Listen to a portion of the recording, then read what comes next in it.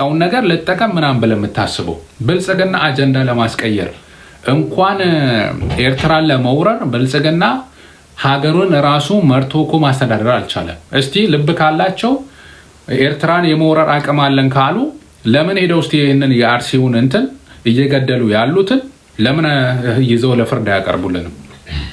እኔ ይሄ ብቻ ነው ጥያቄ ያለኝ በእውነት።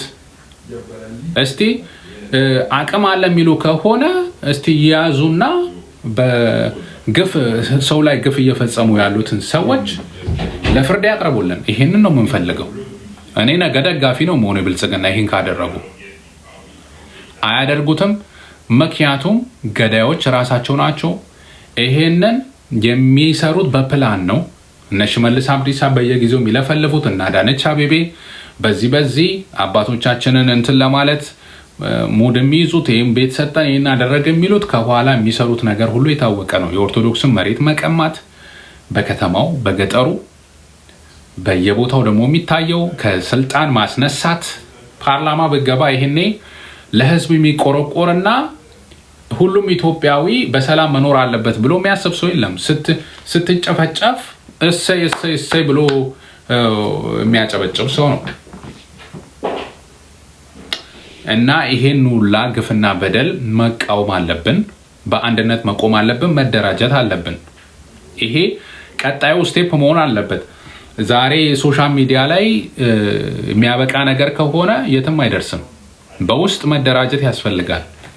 መረጃ መለዋወጫ፣ ፈጣን መረጃ መለዋወጫ። በቀጣይ ደግሞ በምርጫም በለው በምንም በለው ኦርቶዶክሳዊ የሆነ ነገር አድርገ ለሀገር የሚጠቅም ስልጣን ለሚመጡ ሰዎችን ካላዘጋጀ ይሄ ነገር መቀጠሉ አይቀርም። ሰው ይቀያየራል፣ ወንበር ይቀያየራል፣ ያው ነው ሞቱ አይቆምም ማለት ነው። ሶ ወደፊት እንዴት ነው መቀጠል ያለበት የኦርቶዶክሱ ሁኔታ? ሌላ ሀገር ውስጥም እየተገደለ ያለው፣ አማራውም እየተገደለ ያለው፣ በማንነቱ ሙስሊሙም እየተጎዳ ያለው፣ መስጊዱ እየፈረሰበት ያለው፣ ኢማሙ እየተገደለበት ያለው። እኔ እንግዲህ በእድሜ ኢህአዴግን አይቻለሁ። አሁን ይሄንን አይቻለሁ፣ አብይ አህመድን አይቻለሁ። በኢህአዴግ ጊዜ ኢማም ተገደለ ወይ ትላልቅ አባቶች እንደዚህ ተገደሉ የሚባል ጊዜ አናስታውስም በእውነቱ። ምናልባት ጅማ አካባቢ አንድ ጊዜ የተፈጸመ ግፍና በደል ነበረ። በጅማ ኦርቶዶክሳውያን ካህናት ጭምር የተገደሉበት የማይረሳ ነው ያ ጊዜ። ያንን አስታውሳለሁ። ያ ሁላ እንዲያውም በየሀገሩ ተጮሆ እንዴት የተፈጸመ ተብሎ ነበር። በየቦታው አሁን የምትሰማው ሞትና እንትን መለማመጃ ተለማምደን ምንድን ነው እንዲያውም ኦኬ ተገደሉ እንዴ ነው የሚባለው። ስንት ተገደሉ ስንት ሆኖ እኮ ነው የሚባለው። ቁጥሩ ራሱ ቁጥሩ ነው። እንዲያውም 10 ሰው ተገደለ ሲባል ብዙ አልሞቱም አይነት ውስጥ እኮ እንደንገባ ነው የሆነ። አስባችሁታል? አንድ ወንድም ቢገደልብህ እህትሽ ብትገደልብሽ ያለው ስሜት ምንድን ነው ነው አሁን ማሰብ ያለብን።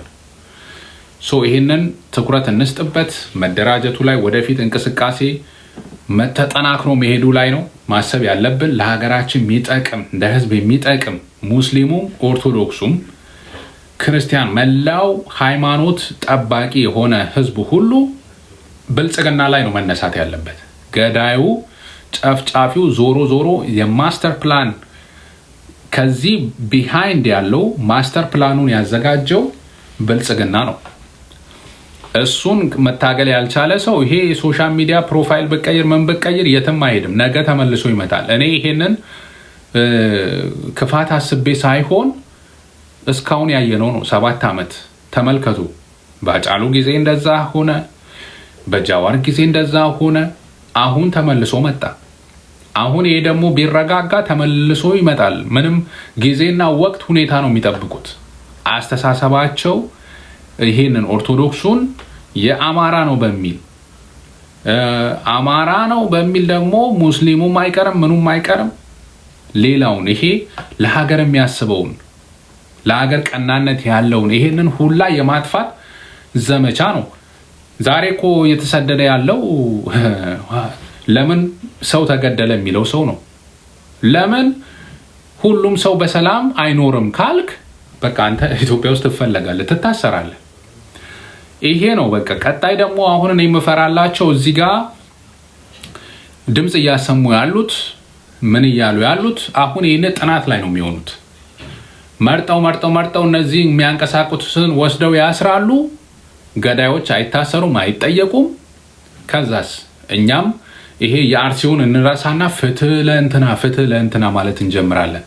ይሄ የተለመደ ነገር ነው የምነግራችሁ። በነገራችን ላይ ክፉ እየተመኘውላችሁ አይደለም። እንደዚህም አይሁንባቸው ወንድሞቻችን እህቶቻችን፣ በተለይ ሀገር ውስጥ ሆኖ ድምጽ የሚያሰሙት ብልጽግና ስራው በቃ ይሄ ነው። የእንትኖችን አታስታውሱም እንደ የዶክተሮች ጥያቄ ደሞዛችን ይጨመራሉ። ከዛ የሆነ ግልጽ ያልሆነ መሪው የማይታወቅ እንቅስቃሴ ጀመሩ።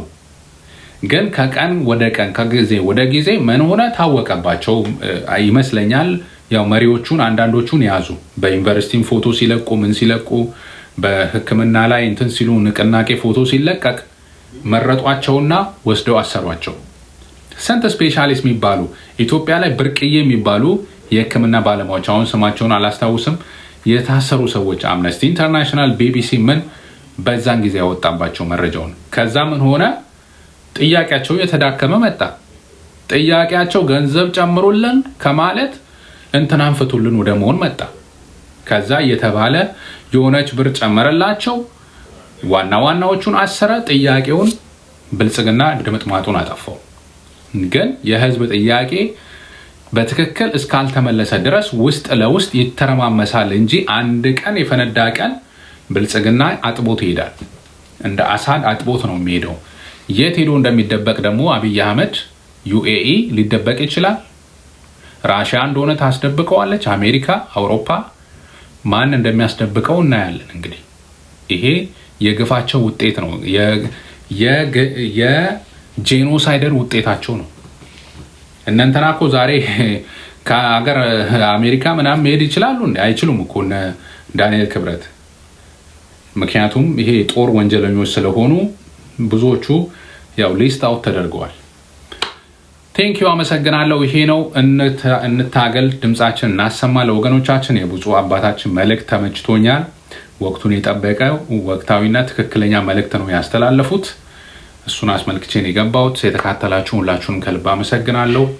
እየገባችሁ ታፕታፕ እያደረጋችሁ የለቀቁትን ቪዲዮ ሼር አድርጉት። አካውንት እየተያዘ ስለሆነ በመጨረሻ መልእክታችሁን እያነበብኩኝ እወጣለሁ ማለት ነው። ቴንኪዩ ጉድ ጆብ ገኒ ቴንኪዩ። ሙአዝ ምንድነው ስቶፕ አዳኙ ካሜራ ምንድነው የምትለው? ስቶፕ ነንሴንስ ሪፊውጂስ አልገባኝም። መልእክትን ግልጽ ብታደርገው ጥሩ ነው። ግልጽ ስድብ ስላልሆነ ነው ያነበብኩት። ስድብ የሆነውን ጭራሽም አላየው። ሐሰተኛ መልእክት የምታስተላልፉትን አላለኝም። አርሲኮ እያለች ነው ትዕግስት። አይዞሽ እህታችን።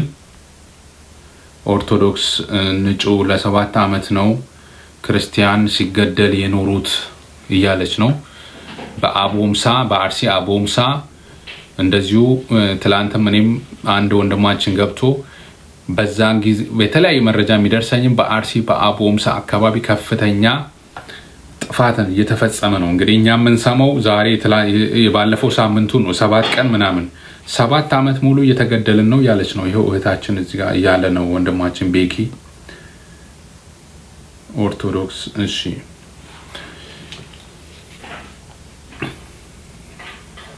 አርሲ ሽርካ በአቦምሳ አዎ ሽርካም በተለይ በጣም ይሄ ነው እየተስፋፋ ያለው።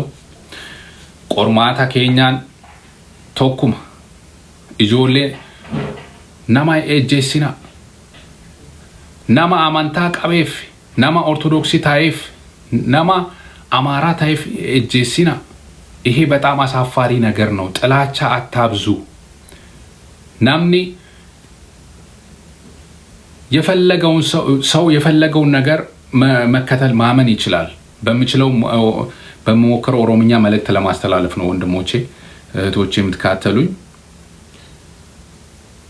How much money do you have long time in media?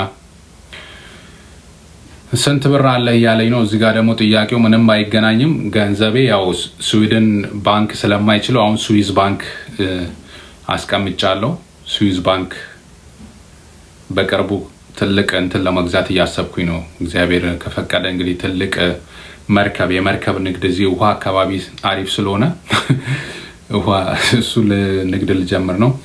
አርሲ ሽርካ እህታችን ትዕግስት አርሲ ይሄ ነው የተፈጸመ ያለው። እስቲ በኦሮምኛም የምትችሉ ሰዎች ጻፉ፣ አነበዋለሁ። ቁቤ በካ ቁቤ ሆ ቤክታኔ በሬሳኑፍ በደንብ ኦሮምኛ ማውራት ትችላለህ? ያው የምትሰማውን ያክል እችላለሁ። ኦሮምኛ አታማኝም፣ እችላለሁ። ጀባዱ ኦቦሌሳኮ በርታ ወንድማችን እያለው እውነት ያሸንፋል። እንጀባና አቦ አቶ ኦሮሞ ጅብታ ትላለች። ሀላል ነች። እቺ ደግሞ ሀልማይ ኦሮሞን ትጠላለ ትላለች። ኦሮሞን ቋንቋውን እያወራው እንዴት ነው ኦሮሞን የምጠላው? አሁን የማህይምነት ጥግ ማለት ነው።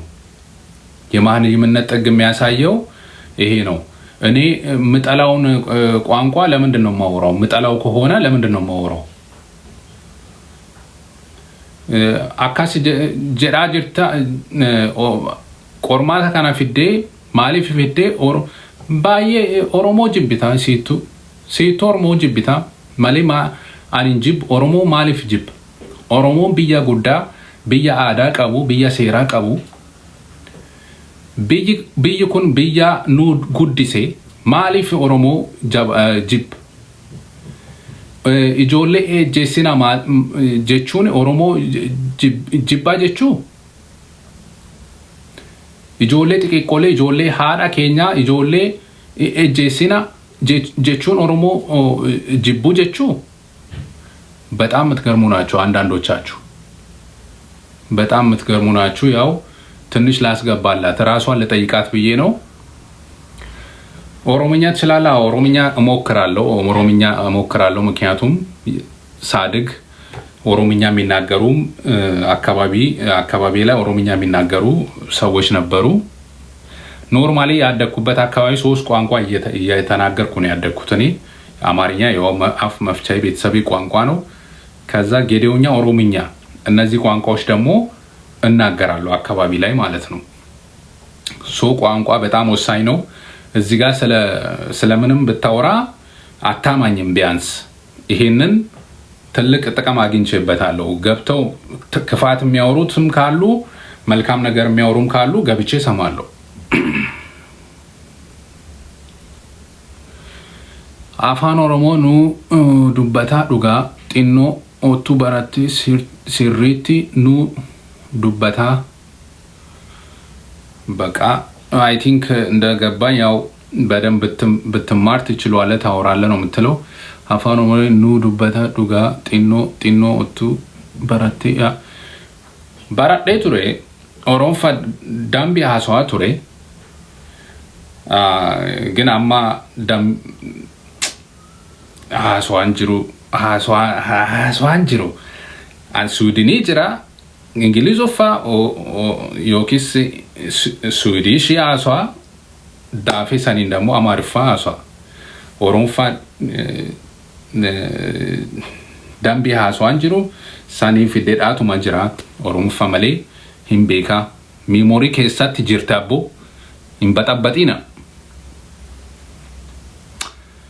እንበጠበጢና ቆርማን ኬና ኢጆሌ ኦርቶዶክሲ ኤጀሲና ናማ ኤጀሲና ወና ካና ብቻ ሀሶዊ በርባዳ ህፃናት ሴቶች አትግደሉ፣ ኦርቶዶክስ ስለሆኑ ሰዎችን አትግደሉ። ይሄንን ነው የምናስተላልፈው። ገዳይና ጨፍጫፊ ከሆንክ እንግዲህ ይሄ መልእክት ያበሳጫል፣ ያናድድሃል። ምንም ማድረግ አንችልም። ይሄ ነው ያለው መልእክት። ዲላ ሃይስኩል የተማርኩበት ነው። ዲላን እያለኝ ነው እዛ ጋር። ታደለ ኦሮምኛ ትችላለህ? ጌዴዎኛም እንችላለን፣ ሞክራለን። ይሄ ነው ቋንቋ ማወቅ። ሀገራችን የብዙ ቋንቋ ሀገር ነች። ቋንቋ ማወቅ ይጠቅማል እንጂ አይጎዳም። ይህን ግድፍና በደል እንቃወማለን ወገኖቼ። ይህንን ይመስላል ያለኝ መልእክት።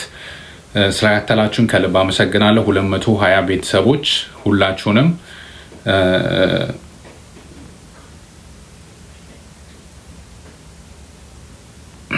እሺ አመሰግናለሁ። ታፕታፕ አድርጉ፣ ላይክ እያደረጋችሁ ውጡ። ቪዲዮውን ከዚህ እንደወረዳችሁ የለቀቁትን የአባታችን ቪዲዮ ብፁዕ አባታችን ቪዲዮ ፖስት አድርጌዋለሁ። መጨረሻ ላይ ያረኩትን ላይክ እያደረጋችሁ ውጡ። 10 ጊዜ ሼር እያደረጋችሁ ውጡ። እግዚአብሔር ሀገራችን ያስብልን። በዕለተ ቀኑ ቸሩ መድኃኔዓለም የፈጠራቸው ፍጥረቱን እሱ ያስብልን። እኛ ምንም ማድረግ አንችል። በዚህ ሰዓት በግፍና በበደል እየተሰቃዩ ያሉ በሰቀቀን ያሉ ወገኖቻችን አሉ።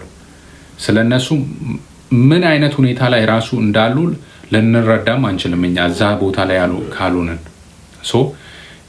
ጠባቂ ከለላ የሚሆን እግዚአብሔር ነውና ከለላ የሆናቸው ሁላችንም ደግሞ በጸሎት እናስባቸው። ኃይላችን እሱ ነውና